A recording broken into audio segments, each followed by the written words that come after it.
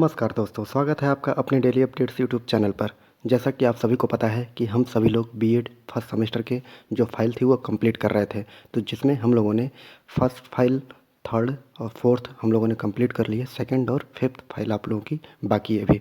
तो हम लोग इसमें फिफ्थ फाइल के बारे में देखेंगे, कैसे बनाना है और कौन कौन से क्वेश्चन आपको लिखने हैं।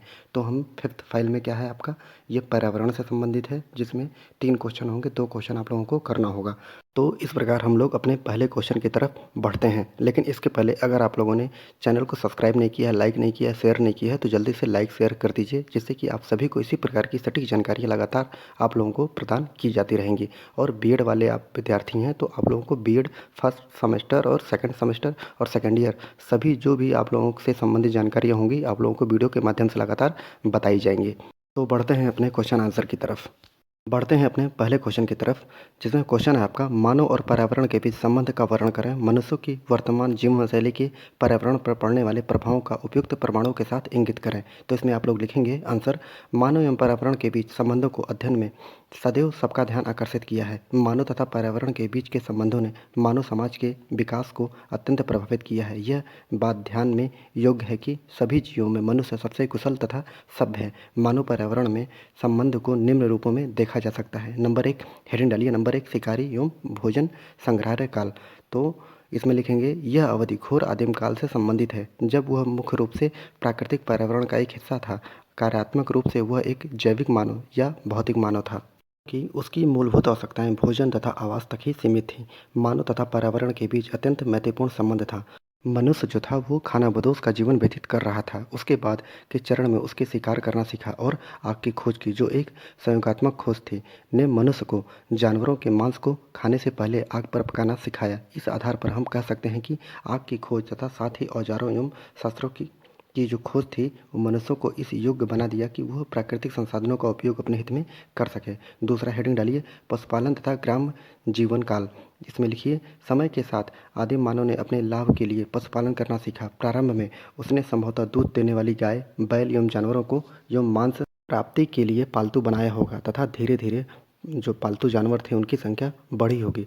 पूर्व के मानवों ने पशुपालन द्वारा ही समूह अथवा समुदाय की उत्पत्ति हुई होगी, और जिससे कि मानव अपने तथा पशुधन की जंगली जानवरों से रक्षा कर सके।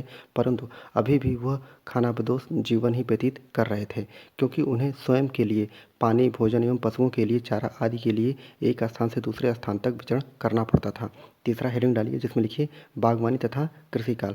भोजन के लिए बाग स्थिति बागवानी आरंभ करने की व्यवस्था ने मानव के पशुपालन कौशल तथा प्राकृतिक पर्यावरण तंत्र के जैव घटकों के नियंत्रण करने की क्षमता को एक प्रामाणिकता दी, और बागवानी तथा पेड़ पौधे लगाने के साथ ही पुरातन कृषि प्रणाली प्रारंभ हुई तथा खानाबदोश मानव ने अस्थायी जो व्यवस्थित जीवन प्रारंभ किया।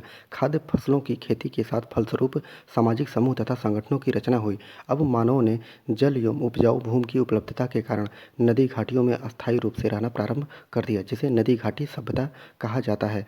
यहीं से मानव द्वारा अपने आसपास के प्राकृतिक वातावरण के संसाधनों को उन्नत खेती द्वारा परिवर्तित करना आरंभ हुआ, जिसके फलस्वरूप मानव आबादी में धीरे धीरे वृद्धि शुरू हुई, जिसके परिणामस्वरूप ज़्यादा से ज़्यादा कृषि योग्य भूमि प्राप्त करने के लिए जंगलों की कटाई होनी शुरू हो गई। समय के साथ मनुष्यों ने गृह निर्माण कर नगरों तथा शहरों की स्थापना कर सड़क तथा पुल बनाकर अपने स्वयं के सांस्कृतिक वातावरण की रचना की। अब हेडिंग डालिए, विज्ञान तकनीकी तथा औद्योगिकरण काल।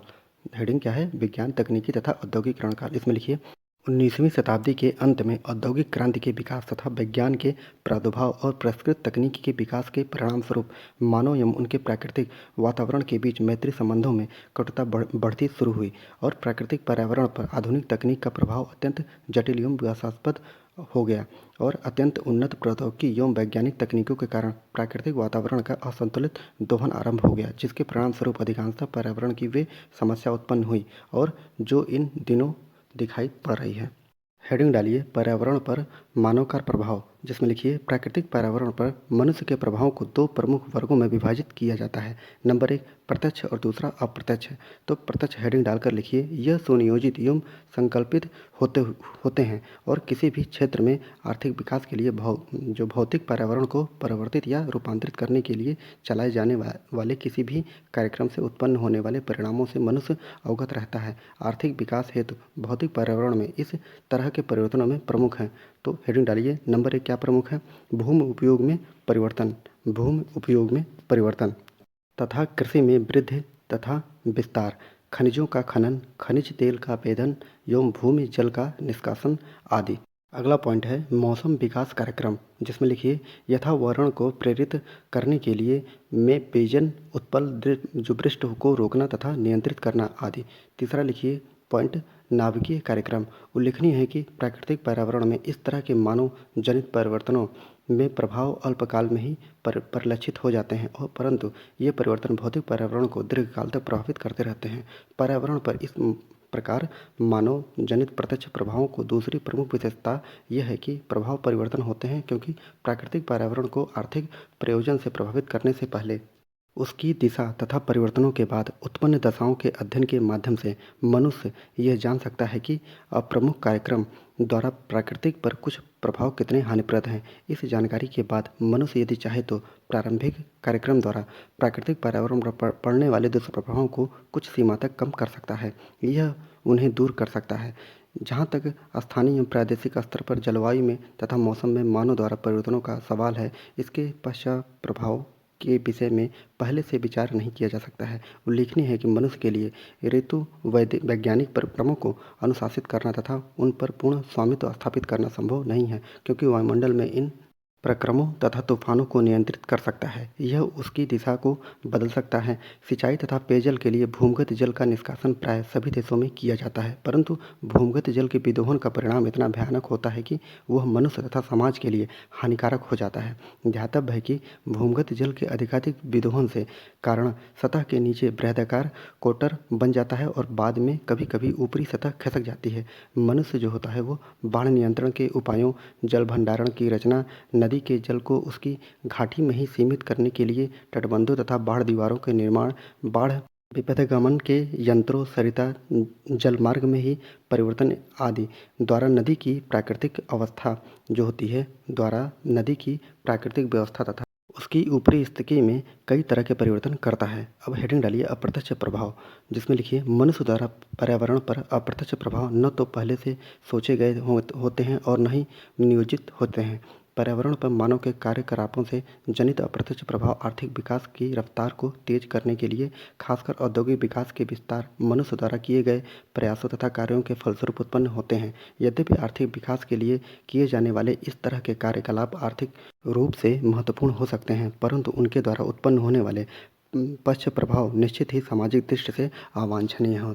पक्ष में मंद गति से होने वाले परिवर्तन दीर्घकाल तक संचित होते रहते हैं और तथा जब वे पारिस्थितिकी तंत्र की इन परिवर्तनों को आत्मसात करने की क्षमता से अधिक हो जाते हैं तब उनका प्रभाव लोगों के सामने आता है। कभी कभी इस तरह के प्रभाव अक्रमणीय नहीं होते, अतः उनकी पहचान तथा उनका मूल्यांकन करना दुष्कर हो जाता है। इस तरह के अप्रत्यक्ष संशयी प्रभाव जो होते हैं वो पारिस्थितिकी तंत्र के एक या अधिक संगठनों या संपूर्ण प्राकृतिक जो तंत्र होता है के द्वारा या एक से अधिक संगठनों एवं संपूर्ण प्राकृतिक तंत्र को परिवर्तित कर देते हैं, जो मानव वर्ग के लिए घातक एवं जानलेवा हो जाता है। मनुष्य के द्वारा प्राकृतिक पर्यावरण पर पड़ने वाले प्रभावों में ये अधिकांशतः पर्यावरण अवनपन तथा प्रदूषण से संबंधित होते हैं। कीटनाशक, रासायनिक दवाओं, रासायनिक उर्वरकों आदि के प्रयोग के माध्यम से जहरीले तत्वों के पारिस्थितिकी तंत्र में विभेदन के द्वारा आहार श्रृंखला तथा आहार जो जाल होता है उसमें परिवर्तन हो जाता है। इस संदर्भ में डीडीसी सबसे अधिक जहरीला तत्व है। इसी तरह औद्योगिक संस्थाओं से निकले अवशिष्ट पदार्थों के जो स्थिर जल नदियों के जल एवं सागरीय जल में विभोजन के कारण जल दूषित हो जाता है। यमसी सक्सेना के अनुसार प्रतिवर्ष मनुष्य द्वारा 2000 रसायनों का पर्यावरण में विभोजन किया जाता है, जिसके मतानुसार ये जहरीले तत्व महिलाओं में गर्भपात एवं समय से पहले प्रसव हो जाता है। हाइड्रोजन ईंधनों के जलाने से वायुमंडल में CO2 के सांद्रण में वृद्धि हुई है। औद्योगिक क्रांति के पहले वायुमंडल में CO2 की मात्रा 0.029% या 0.90 ppm ही, परंतु वर्तमान समय में वायुमंडल में CO2 का सांद्रण जो है वो 0.0379% या 379 ppm हो गया है, जो औद्योगिक क्रांति के पूर्व CO2 के स्तर से 25% वृद्धि का द्योतक है। अर्थात जो ध्यातव्य है कि वायुमंडलीय CO2 में वृद्धि होने से जो ऊष्मा संतुलन में परिवर्तन हो सकता है, क्योंकि CO2 पार्थिव विकिरण का अवशोषण करके वायुमंडल तथा पृथ्वी की सतह को गर्म रखती है। मानव कार्यों का ओजोन गैस ये जो निम्न रूप में रिक्तता हो रही है, स्प्रे कैन डिस्पेंसर में प्रयुक्त प्ररोधकों तथा रेफ्रिजरेटरों एवं एयर कंडीशनरों में प्रयुक्त तरल पदार्थों के माध्यम से वायुमंडल में 20 से 22 किलोमीटर की ऊंचाई पर ध्वनि की गति से दुगनी गति से उड़ने वाले सुपरसोनिक जेट विमानों में निरंतर नाइट्रोजन ऑक्साइड के कारण O2 तथा O में विघटित हो जाता है। अर्थात ओजोन जो होता है O3 सिंबल होता है, वो O2 तथा O में विघटित हो जाता है और इस प्रकार ओजोन का रिक्तीकरण होता है। ध्यातव्य है कि ओजोन गैस पृथ्वी पर वनस्पतियों तथा जंतुओं के लिए रक्षा कवच है, क्योंकि यह सूर्य की पराबैंगनी किरणों को सोख लेती है और पृथ्वी की सतह को अत्यधिक गर्म होने से बचाती है। अगर आप लोगों ने अभी तक चैनल को लाइक शेयर सब्सक्राइब नहीं किया है तो जल्दी से लाइक शेयर सब्सक्राइब कर लीजिए, जिससे कि आप सभी को इसी प्रकार बीएड से संबंधित कोई भी जानकारी होगी वो आप लोगों को वीडियो के माध्यम से प्रदान कर दी जाएगी। अब बढ़ते हैं अपने दूसरे क्वेश्चन की तरफ। उपयुक्त साक्ष्य के साथ पर्यावरण संरक्षण एवं आंदोलन में सोशल मीडिया की भूमिका पर चर्चा करें। तो इसका आंसर देखते हैं। अब से लगभग 5 वर्ष पूर्व तक पर्यावरण संरक्षण के समय आम व्यक्ति के मस्तिष्क पर वायु प्रदूषण, ध्वनि प्रदूषण, जल प्रदूषण और भूक्षरण जैसी पर्यावरण संबंधी समस्याएं दी छाई रहती थीं, परंतु आज के इन विभिन्न समस्याओं ने एक व्यापक रूप धारण कर लिया है और यह ग्लोबल वार्मिंग अर्थात गर्माती पृथ्वी आज जो पर्यावरण है, पर्यावरण की सारी समस्याएं इसी के इर्द गिर्द घूमती नजर आती हैं। तो हम देखते हैं, अगला हेडिंग डालिए पर्यावरण क्या है। तो हम देखेंगे, इसमें लिखिए पर्यावरण के अंतर्गत जीव जंतु, वनस्पति, वायु, प्रकाश, ताप, मिट्टी, नदी, पहाड़ आदि सभी अजैविक तथा जैविक घटकों का समावेश है। इसमें वह सब कुछ समाविष्ट है जो पृथ्वी पर अदृश्य तथा दृश्य रूप में विद्यमान है। पर्यावरण संरक्षण अधिनियम 1986 में पर्यावरण को परिभाषित करते हुए कहा गया है कि पर्यावरण में एक ओर पानी, वायु और भूमि तथा उसके मध्य अंतर संबंध विद्यमान है और दूसरी ओर मानवीय प्राणी, अन्य जीवित प्राणी, पेड़ पौधे, जीवाणु तथा संपत्ति सम्मिलित हैं। भारत में पर्यावरण के संरक्षण के प्रति जागरूकता 321 और 300 ईसा पूर्व के मध्य में देखी जा सकती है। पर्यावरण संरक्षण के लिए कौटिल्य ने अर्थशास्त्र में वर्णन किया था। हेडिंग डालिए ग्लोबल वार्मिंग। इसमें लिखिए वैज्ञानिकों के अनुसार वातावरण में मौजूद ग्रीन हाउस गैसें लौटने वाली अतिरिक्त ऊष्मा को सोख लेती है, जिससे धरती की सतह का तापमान बढ़ रहा है। ऐसी आशंका है कि 21वीं सदी के बीतते बीतते पृथ्वी की औसत तापमान जो है वो 1.1 से 6.4 डिग्री सेल्सियस तक बढ़ोतरी हो जाएगी। भारत में बंगाल की खाड़ी के आसपास यह वृद्धि 2 डिग्री तक होगी, जबकि हिमालयी क्षेत्रों में ये 4 डिग्री तक चढ़ जाएगा। सूखा, अतिवृष्टि और चक्रवात तथा समुद्री हलचलों को वैज्ञानिक तापमान वृद्धि का नतीजा बताते हैं। वैज्ञानिकों के अनुसार तापमान वृद्धि के कारण समुद्र स्तर में जो वृद्धि होगी वो दुनिया के तटीय इलाकों में कहर बरसाएगी। एशिया महाद्वीप इसलिए सर्वाधिक प्रभावित होगा कि इस महाद्वीप में तटीय इलाकों में रहने वाले लोगों की संख्या बहुत अधिक है। चीन, भारत, बांग्लादेश, वियतनाम, इंडोनेशिया और जापान में सर्वाधिक जनधन की हानि होगी। तटीय क्षेत्रों सहित विभिन्न क्षेत्रों में जलवायु परिवर्तन के प्रभाव पर पर्यावरण एवं वन मंत्रालय द्वारा कराए गए एक अध्ययन के अनुसार समुद्र स्तर 1 मीटर की वृद्धि से तथा भारत के 5,764 वर्ग किलोमीटर तटीय क्षेत्र डूबने की संभावना है, जिससे अनुमानतः 7:1 मिलियन लोग विस्थापित होंगे। ग्लोबल वार्मिंग के बढ़ते खतरे से निपटने के लिए बैंकॉक में 120 देशों की बैठक हुई है। Inter governmental panel on climate change देशों की बैठक हुई के रिपोर्ट के अनुसार अगर दुनिया के कुल आमदनी का 3% हिस्सा जो है वो ग्लोबल वार्मिंग से निपटने पर खर्च किया जाएगा तो 2030 तक तापमान वृद्धि को 2 डिग्री सेल्सियस तक सीमित किया जा सकता है। अब हेडिंग डालिए मीडिया की भूमिका। ग्लोबल वार्मिंग में मीडिया की क्या भूमिका है, इस पर लिखिए इस धरती पर अब तक न जाने कितनी सभ्यता उदित हुई और नष्ट हुई है, इसका जो ब्यौरा भी अभी तक मनुष्य नहीं ढूंढ पाया है। हम उन सभ्यताओं को ढूंढते ढूंढते स्वयं भी उसी रास्ते पर चल रहे हैं। पर्यावरण संरक्षण, पर्यावरण प्रबंधन, पर्यावरणीय जागरूकता, पर्यावरण शिक्षा में व्यापक चेतना लाने में मीडिया भी उल्लेखनीय भूमिका निभा सकता है।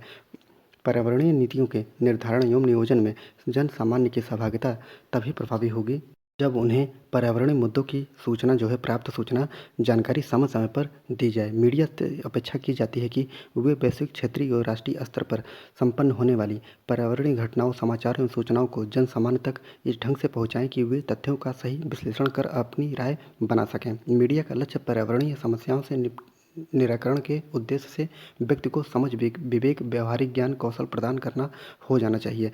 व्यक्ति व्यक्ति जो होता है, व्यक्ति समाज, देश एवं राष्ट्र में पर्यावरण के प्रति न केवल जागरूकता, चेतना एवं रुचि जागृत करना होना चाहिए, बल्कि पर्यावरण के प्रति प्रेरित करना भी होना चाहिए। अगला हेडिंग डालिए, प्रिंट मीडिया की भूमिका। इसमें लिखिए, प्रिंट मीडिया पर्यावरणीय जनसंचार का एक सशक्त एवं व्यापक माध्यम है। भारत में 19 प्रमुख भाषाओं सहित 100 से अधिक भाषाओं और बोलियों में समाचार पत्र, पत्रिकाएं प्रकाशित हो रही हैं। यह माध्यम लोकतांत्रिक व्यवस्था के अनुरूप सर्वाधिक जीवंत माध्यम है। पर्यावरण संरक्षण में इनकी भूमिका महत्वपूर्ण हो सकती है, बशर्ते कि मीडियाकर्मी उद्देश्यपरक दृष्टिकोण अपनाएं। इस माध्यम से द्वारा पर्यावरणीय सूचना प्रसारण, पर्यावरण संरक्षण हेतु अनुकूल वातावरण का निर्माण, पर्यावरणीय समाचारों, कार्यक्रमों, लेखों, कीचड़ों एवं साक्षात्कारों का प्रकाशन, जनमत निर्माण करने में सहायक सिद्ध होती है। पोस्टरों एवं चित्रों के माध्यम से पर्यावरण संरक्षण, हमारा पर्यावरण, पर्यावरण बचाओ, पर्यावरण के प्रति प्रेम, पेड़ लगाओ, पर्यावरण एवं प्रदूषण आदि से संबंधित संक्षिप्त किंतु प्रभावशाली संदेशों को जनसामान्य के मध्य संप्रेषित किया जा सकता है। अगला हेडिंग डालिए, इलेक्ट्रॉनिक मीडिया की भूमिका। इसमें लिखिए, इलेक्ट्रॉनिक मीडिया के अंतर्गत रेडियो, टेलीविज़न, फिल्म, मल्टीमीडिया और audio video, slide, neon sign इत्यादि आते हैं। रेडियो के माध्यम से शिक्षा, सूचना एवं मनोरंजन संप्रेषण होता है। इस माध्यम से जन सामान्य तक पर्यावरण, पर्यावरण संरक्षण, पर्यावरण प्रदूषण, पर्यावरण शिक्षा, वन्य जीव सुरक्षा एवं संरक्षण, पेड़ लगाओ अभियान कार्यक्रमों से संबंधित जानकारी आसानी से भेजी जा सकती है। भारत में बम्बई में रेडियो क्लब द्वारा जून 1923 में प्रथम बार प्रसारण हुआ था। आकाशवाणी से विविध प्रकार के प्रसारण किए जाते हैं, जिसे सूचना, शिक्षा, मनोरंजन एवं व्यापारिक विज्ञापन प्रमुख हैं। हरित क्रांति को आगे बढ़ाने में रेडियो प्रसारणों ने महत्वपूर्ण भूमिका निभाई थी। पर्यावरण संरक्षण संबंधी राष्ट्रीय नीतियाँ एवं कार्यक्रमों, प्रदूषण निवारण के उपायों, कृषि और औद्योगिक विकास, सतत विकास और पर्यावरण जागरूकता एवं शिक्षा कार्य आदि में से संबंधित संदेशों को जन जन तक पहुंचाने में रेडियो की अपनी सशक्त भूमिका है। दूरदर्शन का भारत में 15 सितंबर 1959 को शैक्षिक उद्देश्यों के साथ आरंभ हुआ था और दूरदर्शन जनता में बहुत ही करीब है। पर्यावरणीय समस्याओं को कम करने में इनकी भूमिका काफ़ी हद तक सहायक हो सकती है। कचरे एवं अवशिष्ट का प्रबंधन, प्रदूषण नियंत्रण, सामाजिक वानिकी, वन जीवन संरक्षण, कृषि विकास, जल एवं भूमि के संरक्षण तथा पर्यावरण संरक्षण के कानूनों का दूरदर्शन एवं अन्य टेलीविजन चैनलों के माध्यम से प्रसारण द्वारा महत्वपूर्ण भूमिका निभाई जा सकती है। ग्लोबल वार्मिंग आज एक चुनौती के रूप में मनुष्य के सामने खड़ी हुई है और इस चुनौती को स्वीकार करते हुए मीडिया आम जन में जागरूकता पैदा करने का प्रयास कर रहा है। मीडिया ने हिंदुओं के एक पवित्र धाम श्री बद्रीनाथ जी के मंदिर स्थल का कवरेज टीवी चैनल पर दिखा करता था। उसमें दिखाया और बताया गया है कि यदि पर्यावरण के प्रति हम समय रहते नहीं चाहते तो हो सकता है कि श्री बद्रीनाथ धाम अपना अस्तित्व ही खो बैठे। तो इस प्रकार आप लोगों का जो 5th पेपर है, 5th फाइल है, वो कंप्लीट होता है। और इसको आप लोग बस, जो मैं बार बार बोलता हूँ कि इसको आप लोग अपनी कुछ मौलिकता इसमें डाल दीजिएगा, 1-2 पैराग्राफ बढ़ा दीजिएगा और अच्छे पेन से आप लोग इसको हेडिंग डालकर लिखिएगा जो देखने में अच्छा लगे। पूरा वीडियो देखने के लिए बहुत बहुत धन्यवाद।